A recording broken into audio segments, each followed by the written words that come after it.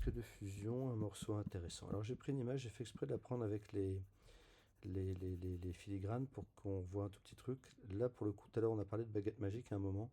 Je vous avais dit que c'était bien quand il y a un fond blanc. Là, si je prends la baguette magique et que je donne une tolérance de 10, il va prendre dans la tolérance les petits gris là qui est fait avec l'ombre portée autour du mot stock, parce que c'est en deçà de 10 de tolérance, c'est-à-dire de 0 à 10 pixels.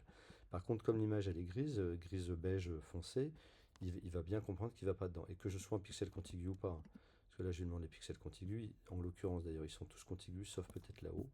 Là, ça communique pas. Mais en tout cas, ça change rien pour lui, parce que de toute façon, c'est tellement évident que c'est du blanc qu'il veut.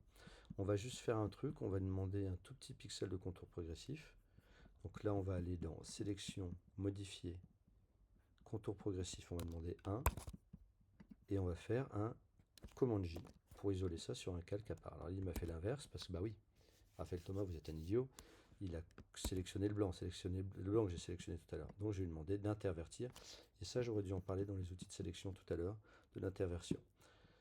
Nul n'est parfait. Je fais mon petit contour progressif, modifier contour progressif, un pixel, et je fais mon petit commande J ou mon copier-coller, ce qui revient même. J'ai cette chose-là, et ça, je vais l'emmener de l'autre côté ici. Okay, je vais l'emmener ici sur la photo du chat. Okay. Le fait d'avoir fait un petit contour progressif fait que j'ai un petit bébé flou autour qui est pas mal. Je vais vouloir faire croire que c'est sous la patte du chat. Alors la perspective, bien sûr, on n'y croit pas une seconde, mais ça, c'est pas grave. Je vais donc pour ça faire un masque. En gros, je vais faire disparaître, je vais masquer les éléments. Donc je vais activer un masque de fusion. On se rappelle que c'est lui là. Ok. Je sélectionne le calque 1, je demande un masque de fusion. J'ai donc le masque qui apparaît ici. Et je vais être capable de faire une sélection. Avant de faire une sélection, je vais me mettre sur le masque. Je vais prendre un pinceau noir et je vais le faire. Ok, vous voyez, je masque des éléments. Donc je vais faire passer la patte du chat par-dessus. Ok, on comprend bien comment ça marche. Ceci, le pixel n'est pas abîmé, c'est un masque. Ok, comme si je me mettais un bandeau sur les yeux, je vois plus. Ok. Et regardez, si je fais un shift-clic sur la vignette, je désactive le masque et il me dit tout va bien, la patte, le chat est là et le ticket est là. Ok. Donc maintenant, je vais faire des commandes Z. Allez, je vais le remettre à la poubelle. Je vais lui dire ne pas appliquer, supprime, et je vais en créer un nouveau ici. Ok. J'ai mon masque qui est là. Et pour activer sur ce masque, on va être plus malin. Au lieu de le faire au pinceau, en essayant de trouver où est la patte, on va venir sur le chat. On va prendre cet outil de sélection qu'on aime bien maintenant. Je vous avoue que j'ai fait des tests avant avec la sélection rapide. Je pensais que ça allait être bien, mais c'était pas bien. Et puis on va sélectionner la patte du chat. J'entoure à peu près la patte du chat. On lui fait confiance. De ça, on va venir sur lui. Ok. On va venir ici. Donc j'ai une sélection qui est celle que je veux masquer sur les tickets. J'ai le calque des tickets. J'ai un masque de fusion sur les tickets. Et je vais donc remplir avec du noir. Et ça, on va aller dans édition remplir. Et on va nous dire à couleur, elle nous propose quoi? Premier plan. Et si je regarde ici en bas à gauche de mon écran, la premier plan c'est la noire. Et c'est avec du noir qu'on va remplir. Ok. Et je vais faire OK. Et il va me remplir ça. OK. Petite astuce en passant, on va retenir Alt effacer ou Option effacer. Ça efface avec la couleur de devant. Et commande ou contrôle effacer, remplir avec la couleur de derrière. Et si vous observez juste le petit calque ici, je vais faire l'un dans l'autre, l'un après l'autre. Ok. On a compris l'idée. Maintenant, il me dit bien, je vais désélectionner. Ça, je n'en ai pas parlé dans les sélections non plus, mais désélectionner, CTRL D. Et il nous dit bien, je suis un calque de ticket sur lequel on a fait un trou dedans, on a masqué une partie pour laisser apparaître cette chose-là. Après, on voit que c'est pas top top et on va demander au masque de fusion d'avoir, alors on pourrait baisser sa densité, vous voyez, on pourrait voir un peu à travers. Alors ça, on aurait pu faire autrement. Si on voulait faire un jour un truc, un masque avec une transparence, on pourrait remplir avec du gris plutôt que de remplir avec du noir. Et puis après, on va nous mettre un petit progressif, on va voir ce qui se passe. Regardez, ça commence à s'adoucir sur les pattes du chat, le tour. Et c'est quand même pas mal. C'est pas dégueu, pas dégueu. Et puis on voit en bas qu'il y a un truc, on va y aller dessus, qui s'appelle sélectionner et masquer. Et là, c'est beaucoup plus pointu. On va pouvoir mettre le contour progressif aussi. On va pouvoir s'amuser à changer des arrondis, des valeurs de contraste, mettre un rayon. Je vais le faire un petit peu violemment. Après, il se passe jamais vraiment ce qu'on veut. Et patati patata. Puis on pourra sortir vers un masque de fusion, puis lui dire ok, on valide. Alors, on n'a pas bas de l'écran. Je vais cliquer là pour le bas de l'écran. On va valider sur OK. Et il va nous activer le masque. OK, ce qui revient au même en final. Mais sauf que c'est une autre façon d'y aller. Voilà, et si on dézoome, on n'est pas trop mal. Alors après, on n'y croit pas beaucoup ici, hein, parce que la perspective n'est pas bonne. Mais ça, c'est parce que je suis un piètre dessinateur. Et puis après, on peut se dire, ah, on a peut-être un travail d'ombre qui est intéressant. Et je vais faire une sélection un peu sauvage de ce truc-là. Ok, un petit peu comme ça. Je vais essayer, avec Shift là sur ma sélection, je vais faire un peu mieux. Je l'ai fait Shift, je dis Shift alors que je fais Alt. Ok, là je vais faire du Alt. Ok, pour une sélection qui ressemble un peu à la vraie forme. Et je vais faire un truc tout bête. Je vais nous créer un nouveau calque que je vais mettre entre les deux. Ce calque, je vais le remplir avec du noir. Je vais lui mettre un contour progressif. Modifier contour progressif.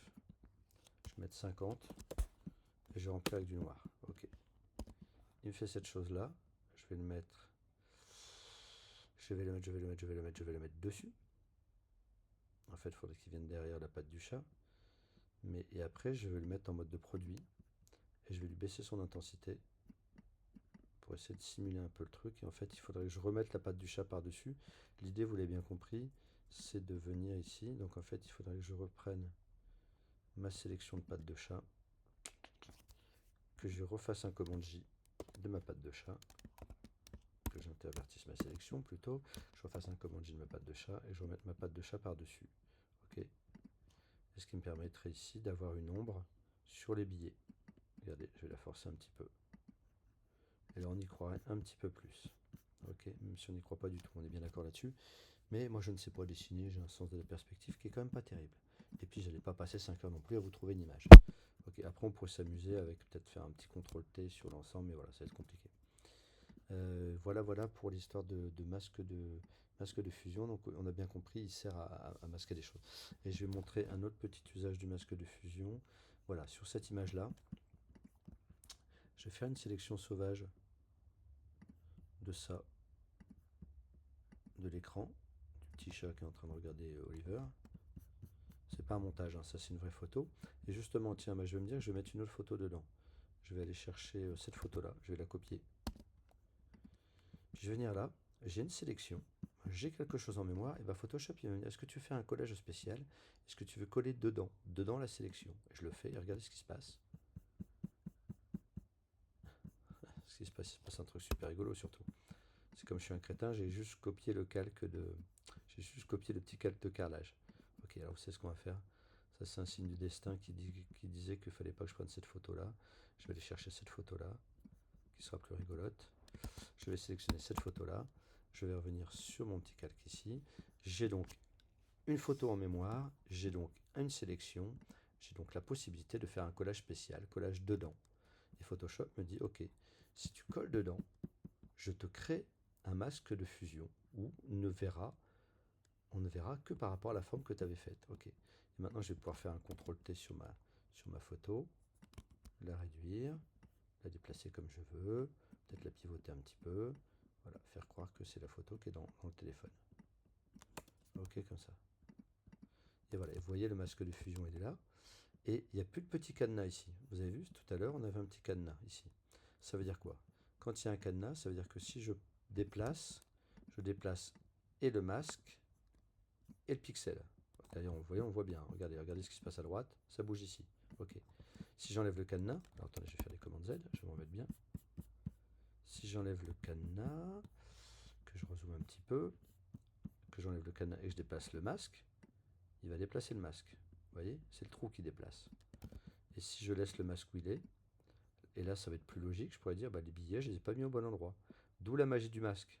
Si j'avais troué les billets, au lieu de faire un masque de fusion ici, si j'avais enlevé les pixels, j'avais fait ma sélection, j'avais effacé là où il y a la patte, et que après je me dis, je voudrais bouger les billets de place, il faudrait que je recommence, que je reprenne les billets, que je resélectionne la patte, que je refasse le trou dans les billets à la forme de la patte. Là, je peux faire ce que je veux, je peux pivoter les billets, parce que le masque de fusion, il dit, moi je suis un masque, mais je ne bouge pas, parce qu'on a enlevé le cadenas.